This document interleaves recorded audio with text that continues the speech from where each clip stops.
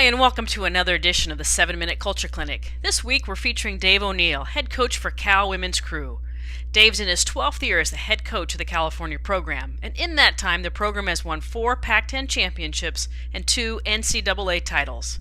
O'Neill himself has earned numerous awards, including Pac-10 Coach of the Year 4 times and National Coach of the Year twice. Hey Dave, thanks for joining us. You are now officially on the hot seat, and you can give us your best stuff on building a great team culture. You're on. Okay, my 7 minutes, ready to go. Okay, so building our team culture at Cal, I think it all comes down, or I know the number one person that determines the culture at Cal for our team is the head coach. It's me. You know, I know everything that I do on a daily basis affects the interactions and how our team performs on a daily basis. So I think number one, the person who is most influential in setting the team culture is me. So then it comes down like, okay, what's important in terms of me being a head coach? And I'd say the first thing that's really important for the head coach is to have a vision. And what I mean by a vision, it's everything. You know, in terms of our training, in terms of our technique, in terms of how we want practice to happen on a daily basis, and how we want the kids to interact with each other, in terms of even a vision in terms of the uniform and how I want the kids to look. You know, like have a vision for everything. And, you know, in terms of just the culture with our team, we say 2 things are important. You know, attitude and effort. You know, it all comes down to attitude and effort, and that gets reinforced all the time, every day.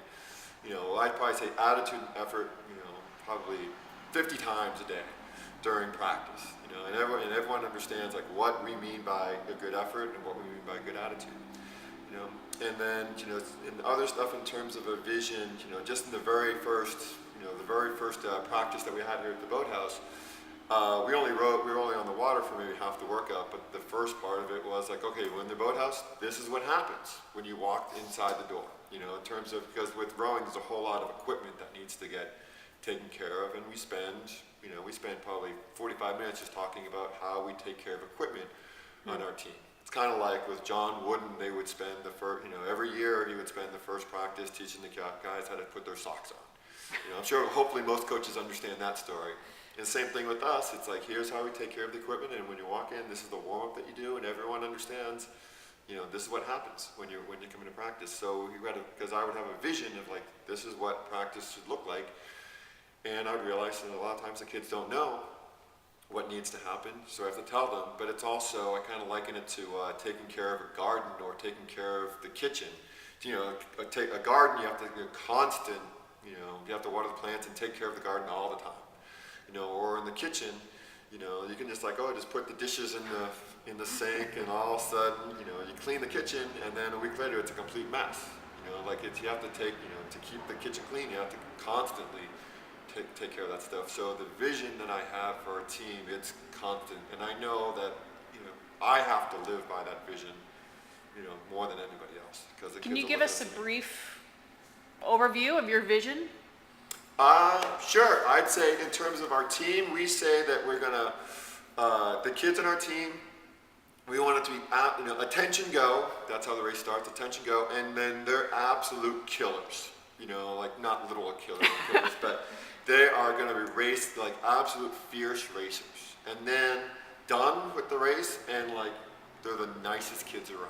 You know, and like we say, like we want to be a team that people want to cheer for. You know, we want to be like super hard, you know, super fast racers, but then afterwards, like, hey, it's cool. Like, we're just regular people. Like, we don't walk around with a chip on our shoulder, and we just like to be, you know, competing against our sisters in sport, you know. And even a friend of our captain from last year, she's up training at a different city against one of, you know, in a city where one of our main competitors are, and she's been astounded by, you know, interacting with people up there. They're like, oh, you're from Cal, like you're from the enemy. She's like, I didn't know that we were the enemy. Like, we're good, you're good, like we just like to race. So just that sort of vision, like just want to be good kids, you know. And I think you can have that balance, being ferocious competitors, but at the same time being good sportsmen and all. So, you know, you have to have a vision. And then the second thing that's really important for the head coach is you have to be decisive. I know a lot of times coaches just love to put decisions off until they have to. But I look at it as soon as I have all the information in front of me, I'm going to make a decision, you know. And for all coaches, something that's important is playing time. Or for rowing, it's boatings. And all the rowers, like, you know, if someone doesn't make our top boat, I let it be known, like, it's my decision, and here's how I made the decision. You know, like, I use the objective data to make a subjective decision. And I think the athletes respect that. You know, it's like, when it came down, like, I made this decision, and let them know why you made the decision. But it really, you know, coaching is all about making decisions. And I know if I make good decisions, I'm a good coach. If I make bad decisions, I'm a bad coach. You know, so coaches, you know, it's really important to be decisive and make those decisions and then take responsibility for those decisions that you made. You know, because a lot of times, you know, like, if something goes wrong, it's my fault, you know, for everything. And that goes into the vision. You know, if anything goes wrong with the team, like, it's my fault. You know, and I need to take responsibility for that because it was my decision to head in whatever direction. You know, and if I give the responsibility to someone else and it went wrong, like, well, I made the decision to pass over that responsibility. So everything comes back to the head coach. So you have to have a vision, you have to be decisive, and then the third thing that's really important, that sometimes that gets lost sight of, is you have to show respect at all times for everything. Respect for the sport, respect for your competition, and most of all, you have to have respect for your athletes. You know, and the more you show respect to them, they will reciprocate and show respect to you. And that goes so far. And of course, there's always going to be some disgruntled athlete and some disgruntled parent, you know, and it's really important at those crucial times for the coach to be respectful and to be above it all, you know, to take the high road, you know, and it's really hard at times to take the high road, you know, and especially if there's some other coach that you're competing against and they're heading down some path that you have to take the high road and be respectful, because I really think, you know, in the end, you know, the good people win. You know? Dave, tell us one of the things you've learned about showing respect as a male coach to female athletes. Yeah, there's a few things as a male coach that swearing. I make sure, you know, I can swear, you know, maybe once a year. You know, Okay. if I do swear once a year, if it has an effect.